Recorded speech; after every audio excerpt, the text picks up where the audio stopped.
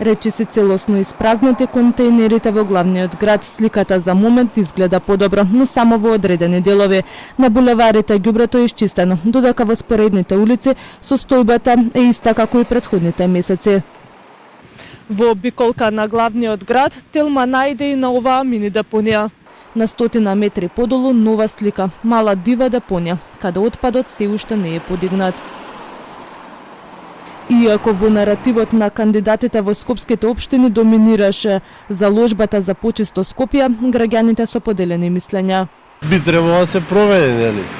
Ако држат до тоа што ветува, треба да се направи нешто, да се преземе нека одговорност. Молам Бога да биде почисто. Порано сме го имали овој проблем и секогаш кажуваа дека нешто ќе се смени, ама не се менјава баш нешто многу. Мислам дека да, али тоа треба работа, тоа треба труд.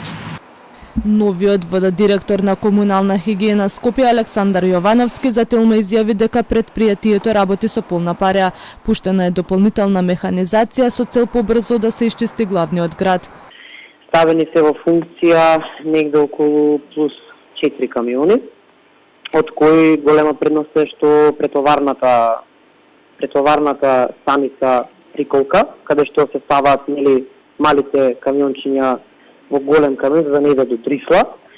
Тоа е исто така ставено во функција, плюс уште 3 камиони се ставени во функција. По информациите дека камионите би можеле да останат без гориво по оставката на неговиот претходник, Јовановски уверува дека засега таков проблем нема. Имаме нафта, ќе видиме, пак ќе кажам, за сега нема проблем со нафтата. Така да ние со наши количини реално до понеделник со бајле имавме гориво. Проблемот со натоложениот смет во Скопје трае со месеци, а граѓаните очекуваат институциите конечно да најдат трајно решение.